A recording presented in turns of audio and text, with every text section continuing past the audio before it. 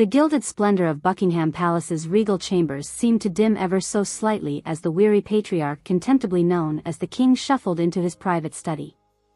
With a weathered sigh, Charles slumped into the wingback chair position before an ornately carved mahogany desk that had borne the brunt of too many terse family tribunals over the years.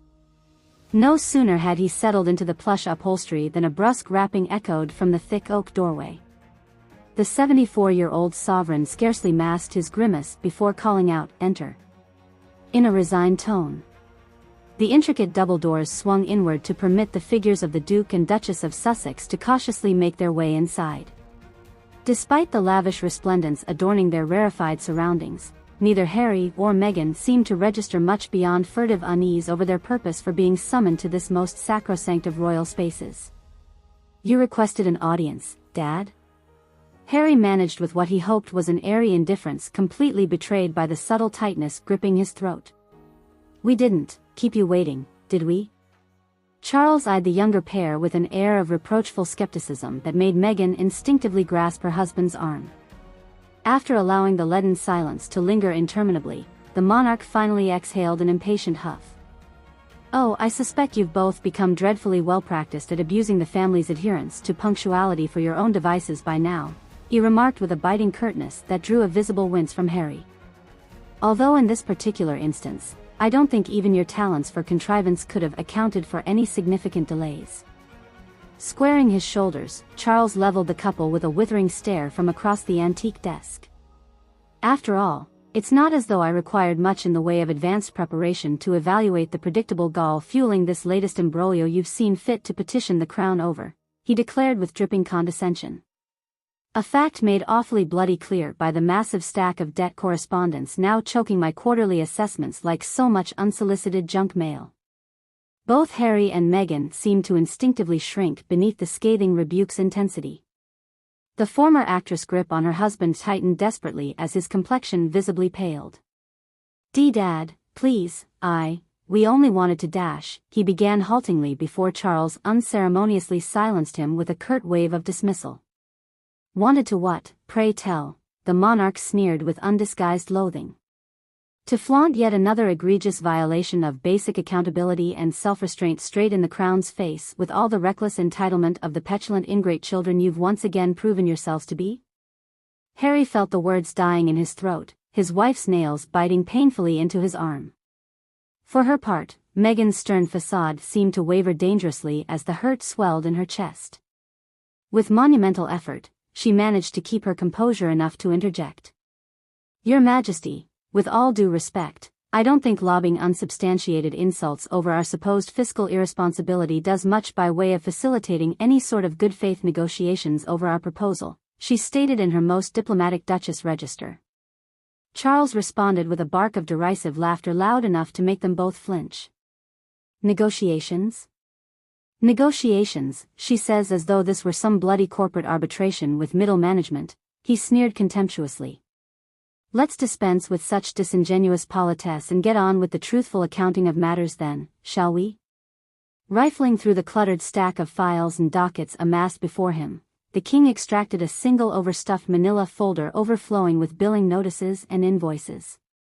With a flourish of consternation, he scattered the documents across the desktop surface for all to plainly view. "According to the balance statements detailing your myriad excesses and indulgences, you presently stand over £500,000 in arrears across your catalogue of global properties and assets," he announced with biting clarity. "From the ramshackle Frogmore mausoleum you've saddled the family with indefinitely, to the garish American excess of your Montecito estate and its grotesque quarterly upkeep deficits, it would seem your spendthrift proclivities know no territorially budgeted limit or restraint." Harry and Meghan stared in muted shock at the damning litany of debt and deficit laid out by the sovereign's outstretched fingers. Those twin insignias of St. George and Ophiuchus seemed to taunt them from every letterhead with spectral accusation. "So what if the figures have mounted up quicker than expected?" the younger royal stammered in feeble protest. "It's not as if we can't or won't work towards rebalancing our accounts once some of our upcoming projects and collaborations start bearing fruit and dash. Oh, do spare me the fairy tales about your laughable grasp on revenue streams and sustainable income sources." Charles exploded in a paroxysm of disgust and contempt that made the couple recoil. Since the very moment you abdicated your duty and obligation to the crown, it's been nothing but one harebrained, creative endeavor, after another, squandering my family's legacy and name in perpetuating your cult of cloying personality over any semblance of substance or merit. Heaving with barely suppressed outrage, the monarch allowed his glare to linger squarely on his former daughter-in-law with naked disdain. And mark my words, this avaricious little grifter's transparent lust for title-trading celebrity validation has proven far more a succubus on your good senses than any quest for the dignity and equanimity she's deluded you into believing. He seethed with venom. Meghan felt her blood run cold at the unvarnished hatred dripping from every syllable, a lifetime's worth of impotent grievance against the Aravista intruder unleashed. Wounded tears instantly welled in her eyes, but she fought them back with gritted teeth. For his part, Harry looked utterly stricken, caught between loyalties to two halves of his conflicted soul currently doing battle. But before he could muster any defense on their behalf, the king barreled forward with his decisive judgment. But regardless of whichever fatuous, woke, self-branding illusions you've allowed yourselves to buy into wholesale, Charles announced in a deadly cadence. Today officially marks the hard final reckoning on your endlessly open account with the Royal Exchequer. He scooped up the file with a dismissive sweep of his arm, allowing the invoices and statements to flutter across the desktop chaotically. Any lingering mulings for financial allowance from the crown to further subsidize your relentless lifestyle profligacy and entitlement end here and now. This grievance has well and truly been redlined. The words seemed to suck all residual oxygen from the chamber. For several interminable moments, the only sounds were the ringing echoes of finality. Harry felt as though he were drowning in the vacuum silence enveloping him, until Meghan broke the spell with an anguished whisper. "So that's it then, is it?" she murmured with quiet devastation weighing every syllable. "The only solace the royal family deigns to offer its own flesh and blood is to heartlessly disown and discard us from any pretense of paternal duty or compassion?" Despite himself, Charles felt a flicker of some long-suppressed pity twinge behind his steely reserve.